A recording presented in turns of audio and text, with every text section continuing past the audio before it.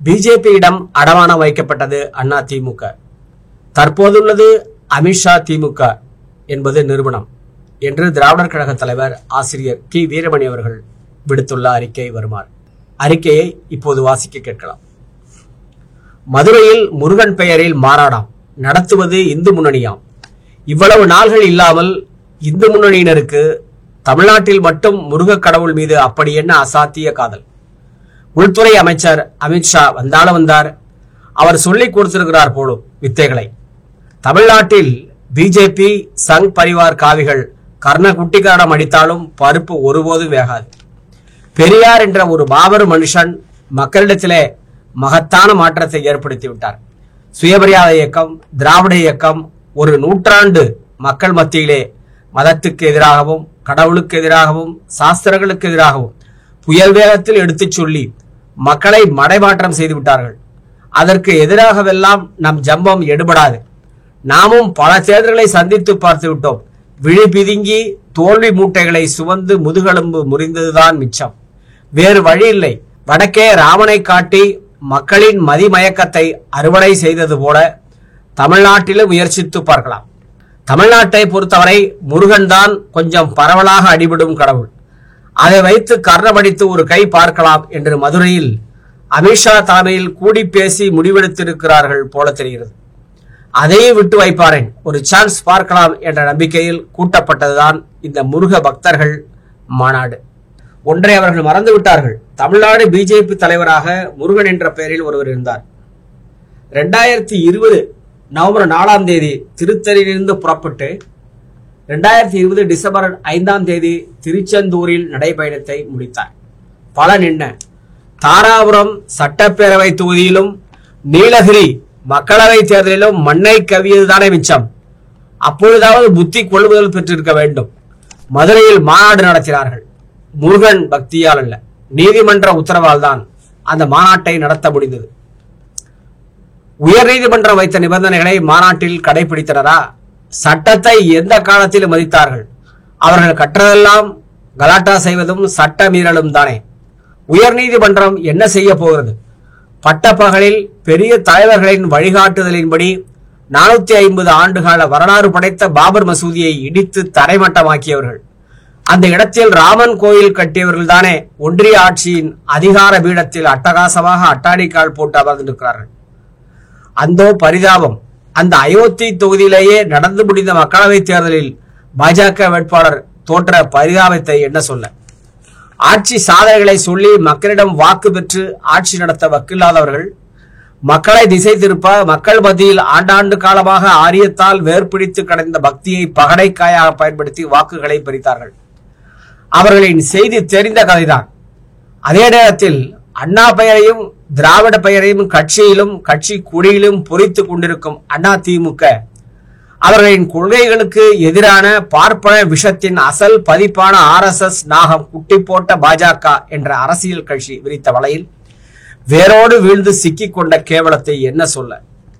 இவ்வளவுக்கும் இவர்கள் கூட்டு சேர்ந்துள்ள பிஜேபி நேற்று வரைக்கும் திராவிடம் இல்லாத ஆட்சியை அமைப்போம் என்று சொன்னவர்களின் பாதார விந்தங்களில் சாஷ்டாங்கமாக விழுந்து கிடப்பதை எண்ணும் போது உண்மையான திராவிட இயக்கத்தை உணர்ந்தவர்கள், அறிஞர் அண்ணாவின் ஆழமான திராவிட இயக்க உணர்வையும் பகுத்தறிவு சிந்தனையையும் படித்தவர்கள் கேட்டவர்கள் வெட்டி தலைகுனியும் அளவுக்கு அல்லவா கேவலத்தின் எல்லைக்கே சென்று விட்டார்கள்.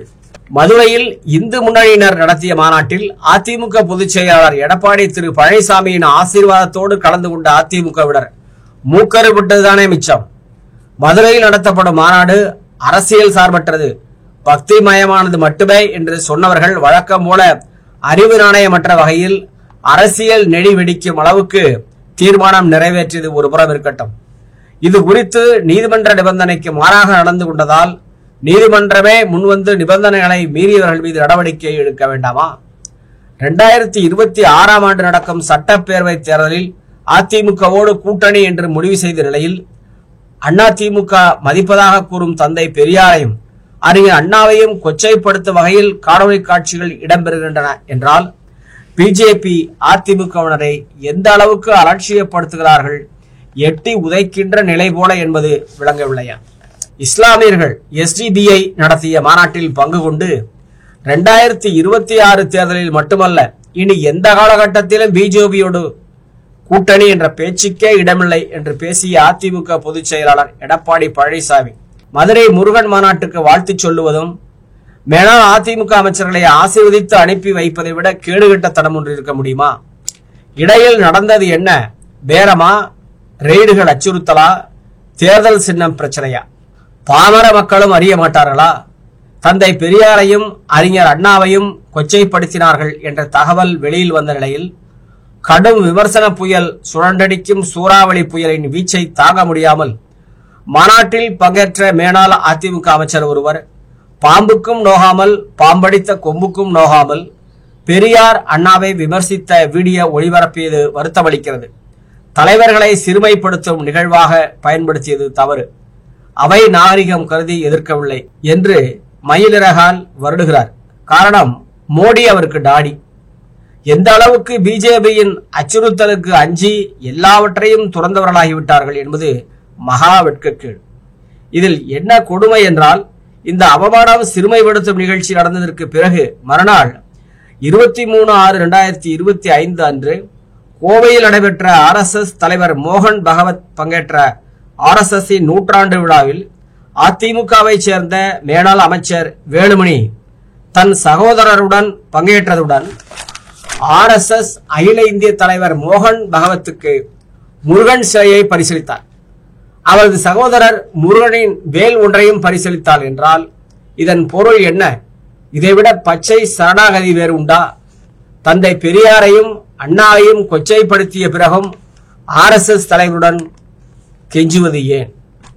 22/6/2025 அன்று மதுரையில் நடைபெற்ற முருகன் மாநாட்டில் தந்தை பெரியார் அறிஞர் அண்ணாவை கொச்சைப்படுத்தி வீடியோ வெளியிட்ட பிறகு அதிமுகவின் மேலாள் மூத்த அமைச்சர் அடுத்த நாளே இப்படி நடந்து கொள்கிறார் என்றால் அவர்களுக்கு கொள்கை முக்கியம் அல்ல.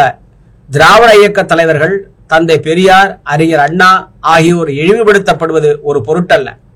தங்களின் அளவிட முடியாத சுயநலம், பல்வகையான பாதுகாப்புகள் தான் முக்கியமானது, முதன்மையானது என்று பட்டாங்கமாய் பளிச்சிடவில்லையா? மதுரை முருகன் மாநாட்டுக்கு செல்லும் அதிமுகவினர் அதிமுக பொதுச் செயலாளர் எடப்பாடி பழனிசாமிக்கு சால்வை மாலைகள் சூட்டி அணி செய்து முருகனுக்குரிய வேலையும் நினைவு பரிசாக கொடுத்தார்கள் என்றால் இவர்களின் பரிசும் பவிசும் இத்தகைய சப்பையான கொள்கை பற்றைத்தான் அம்பலப்படுத்துகிறது.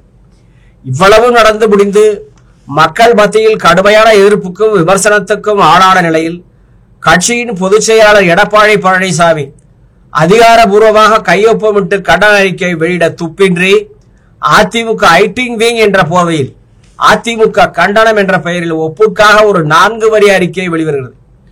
முருக பக்தர்கள் மாநாட்டில் தந்தை பெரியார் பேரறிஞர் அண்ணா பற்றி வெளியிடப்பட்ட வீடியோவை துணியும் ஏற்றுக்கொள்ள முடியாது. அதிமுக சார்பில் கடுமையான கண்டனம் என்பதுதான் அந்த தூக்கடா அறிக்கை. அண்ணா திமுகவில் அண்ணா மீதும் திராவிடத்தின் மீதும் உண்மையிலேயே ஆழமான பற்றும் மதிப்பும் உள்ளவர்கள் யாரேனும் தப்பி தவறி இருந்தால் கட்சிக்குள் கலக குரல் எழுப்ப வேண்டாமா? குறைந்தபட்சம் வெளியேற வேண்டாமா? கடைசியாக ஒரு வேண்டுகோள், பிஜேபியிடம் அடமான வைக்கப்பட்ட அண்ணா திராவிட முன்னேற்ற கழகம் என்ற பெயரில் இருந்து அண்ணாவின் பெயரையும் திராவிட என்ற பண்பாட்டு அடையாள வரலாற்றையும் அறவே நீக்கிவிட்டு அமித்ஷா முன்னேற்ற கழகம் என்று பெயர் சூட்டிக் கொள்வது உத்தமமானது. கரடியை கம்பளி மூட்டை என்று கட்டிக்கொண்டவர் கதைதான் பிஜேபியுடன் ஆலிங்கன கூட்டணி சேர்ந்தவரின் கதையும். இது கல்லின் மேல் எழுத்து. தமிழ்நாட்டு மக்கள் இவர்களின் நடவடிக்கைகளை பார்த்து கொண்டுதான் இருக்கிறார்கள்.